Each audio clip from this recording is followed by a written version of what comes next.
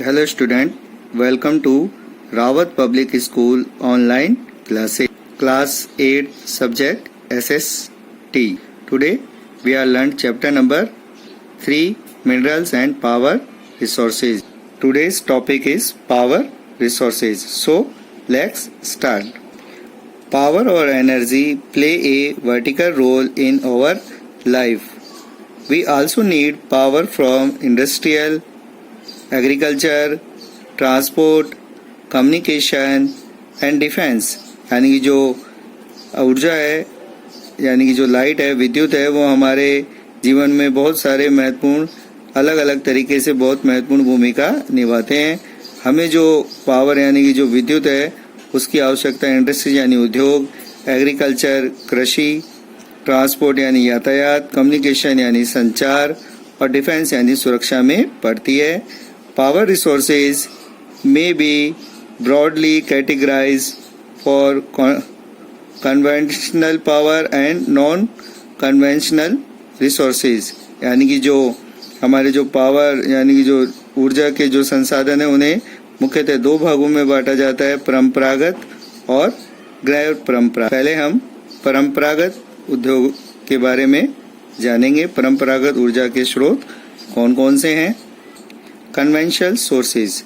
Conventional source of energy are these which have been the common use for long time। यानी कि जिनका उपयोग हम लंबे समय के लिए विद्युत यानी कि ऊर्जा प्राप्त करने के लिए कर रहे हैं, वो कन्वेंशनल सोर्स यानी कि परंपरागत जो स्रोत हैं वो माने जाते हैं। Firewood and fossils fuels are the two main conventional energy sources. जो फायरवुड और जो फॉसिल्स है यानी जो हमारे जो ईंधन है वो दो मुख्य उपयोग में जो परंपरागत स्रोत में माने। एनर्जी के जो कन्वेंशनल सोर्सेज हैं उन्हें हम इस चार्ट के द्वारा समझ सकते हैं। पहले हम देखते हैं फायरवुड्स के जो एडवांटेज और डिसएडवांटेज हैं। उसमें एडवांटेज में इजी एक्सेस यानी कि हमें आसानी से मिल जाते हैं। प्रोड्यूस एनर्जी, ये हमें ऊर्जा देते हैं। To large number of population, यानी कि बहुत जो जनसंख्या है, बड़ी जनसंख्या को ऊर्जा प्रदान करने का काम ये करते हैं। डिसएडवांटेज में कलेक्शन इज टाइम कंज्यूमेंस, यानी कि इसे इकट्ठा करने में बहुत समय लगता है। पॉल्यूटिंग, यानी कि ये बहुत प्रदूषक होते हैं। प्रोमेटिंग ग्रीन हाउस इफेक्ट, यानी कि जो ये ग्रीन हाउस यानी कि जो हमारे ग्रीन हाउस इफेक्ट को ज़्यादा इफेक्टिव करते हैं, उसे डैमेज करने का काम करते हैं। डिफॉर्मेशंस, यानी कि जो ये इसको दोबारा से इसका उपयोग नहीं किया जा सकता। कोल में एडवांटेज है एक्सट्रीमली अवेलेबल, यानी कि बहुत अधिक मात्रा में मिलता है।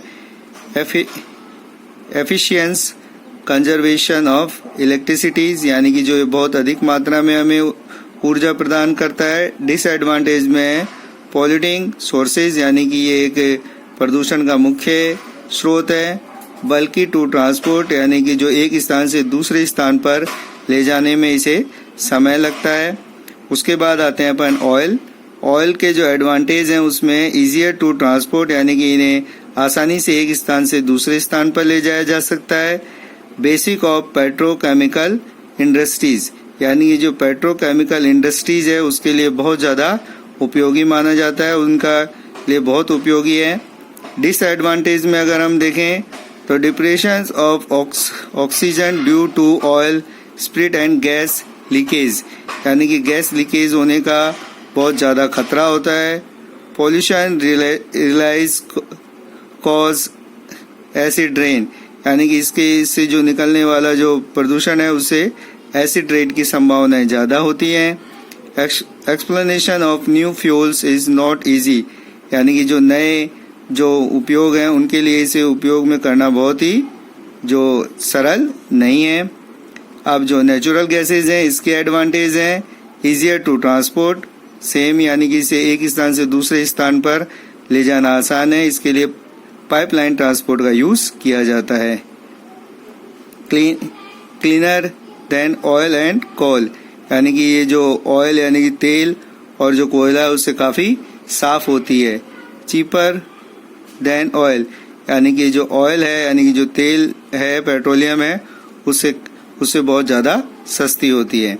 Last is hydro power. Hydro power के एडवांटेज हैं नॉन पॉल्यूशिंग, यानी कि ये प्रदूषण नहीं करती है। प्रोमिसिंग इरिगेशन, यानी कि सिंचाई के लिए अधिक उपयोगी होती है। एंड फिशनिंग, मछली पालन के लिए भी उपयोगी है। चीप, यानी कि सस्ती होती है। और इसके डिसएडवांटेज हैं डिस्प्लेसमेंट ऑफ लोकल कम्युनिटीज़, यानी कि जो स्थानीय जो हमारी समुदाय हैं उसे ये नुकसान पहुंचाती है। इंडस्ट्री लो लेइंग रीजनल, यानी कि जो बहुत कम मात्रा में पाई जाती है। एक्सपेंसिव टू सेटअप, इसे लगाना बहुत ही ज़्यादा एक्सपेंसिव यानी महंगा होता है। तो हमने जो कन्वेंशनल सोर्सेज ऑफ एनर्जी में पढ़ा, first firewood, coal, oil, natural gases and hydro power. Next में हम इनको वन बाय वन इनके बारे में डिस्कस करेंगे। Thank you.